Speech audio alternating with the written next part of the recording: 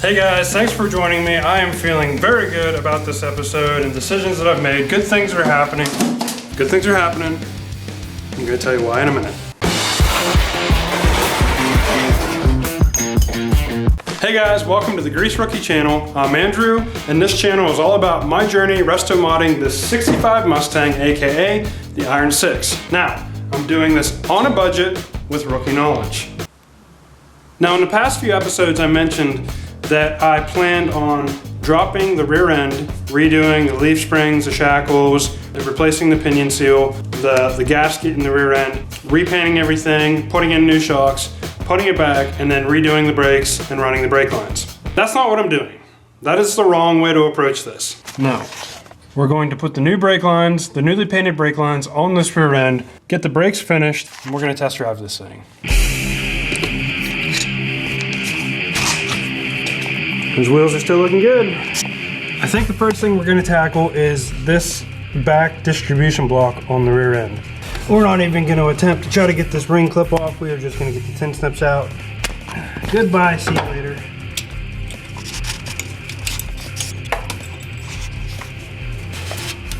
Coming off pretty easily. I don't like the looks of this. This looks like some kind of nut that needs to be screwed off.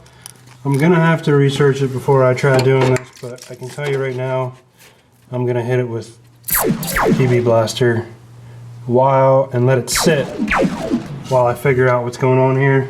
I've at least been doing this long enough to know that rounding that out would be a nightmare that I could easily avoid just by taking my time and throwing some PB Blaster on it. There. While the PB Blaster is soaking in, we'll go ahead and rebuild the rear brake drums. But before we do that, let's check out this episode's cool car. This is Tom's 64.5 Mustang coming to us all the way from Sydney, Australia. The car is a 289 Windsor C4 automatic, and the color is Silver Frost. Tom writes, this car has been in Australia since the early 80s. Converted to RHD, which I think that means right-hand drive, as per the law at the time. First of all, Sydney, Australia. That is awesome that people are viewing this channel from Sydney, Australia. Yes, I realize how the internet works, but still. Second of all, Tom, thanks for sharing. It's a very cool car. I find myself in a little bit of a dilemma here.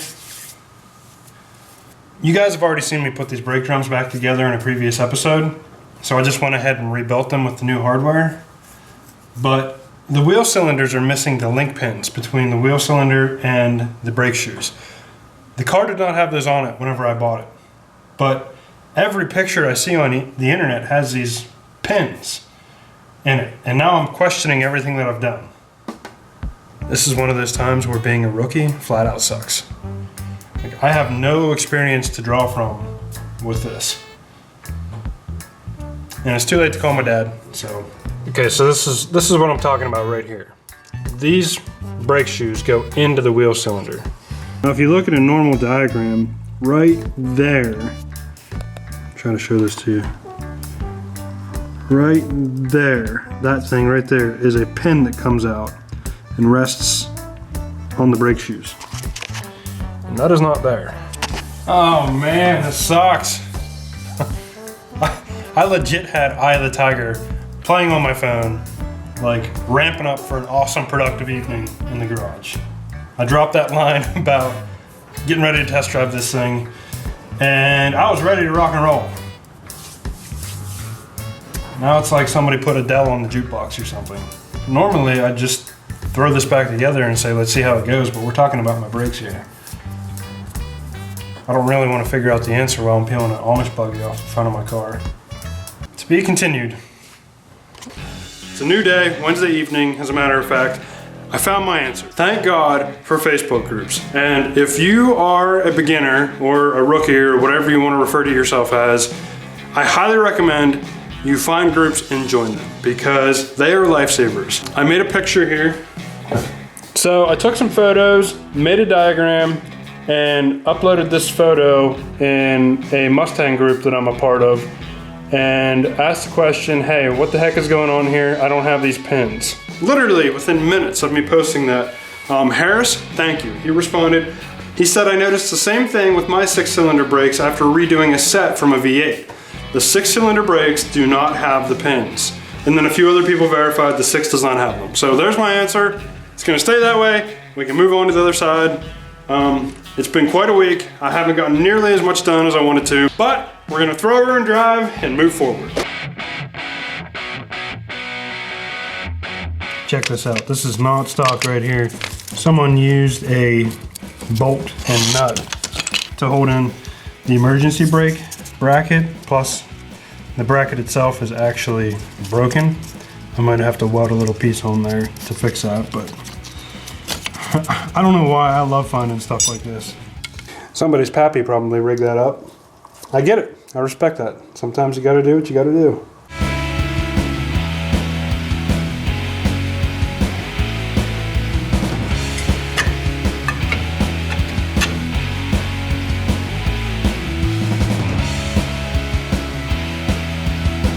So to make this process easier, we're just gonna cut this brake line and that brake line right there with the angle grinder. Any opportunity I got a chance to show you guys sparks flying, I'm definitely gonna do it. Now keep in mind we are somewhat close to the gas tank, but we aren't like super close, so like danger level is probably like a maybe 4 out of 10. I don't know, I could be way wrong, but let's hope.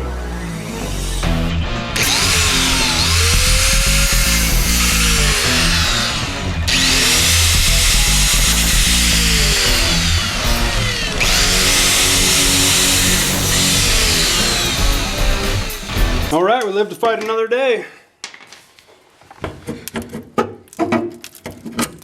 Woo, there we go. Got her. So now this will come out like a glove. The vent there.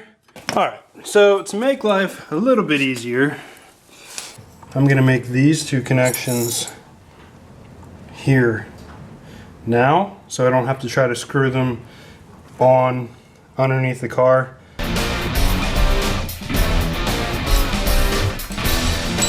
I strive to bring you high quality videography, perfect shots, but this next deal is going to be a little bit of a stunt to try and get you a good angle on this and for me to actually do what I'm supposed to do.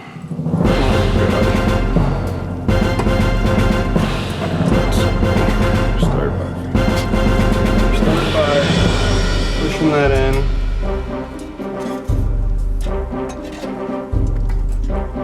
That should. This is just like the game operation, and I sucked at that. Yeah, if I were your doctor, you would be dead. Oh boy. Man. That was way harder than it needed to be, but it's done. That's where I'm gonna have to cut the progress for this week. I didn't get nearly as far as I wanted to get, but I ran into some problems that I wasn't expecting. So we're getting there, we're getting there. The rear brakes are wrapped up. I just need to run the line to the front and finish up the front brakes. I think I'm gonna do that off camera just so I can wrap it up quickly and we can move on to other stuff. Should have a weekly startup video coming Tuesday, and we'll see where we get for Friday's progress. Also, thank you for all the cool car submissions. I got way more than I was expecting. So if you haven't heard back from me, it's just because I got more than I expected and I'm working them in. So that's cool. Bear with me, we're getting there. That's all I have. Got to cut it short this week. So until the next episode, take care.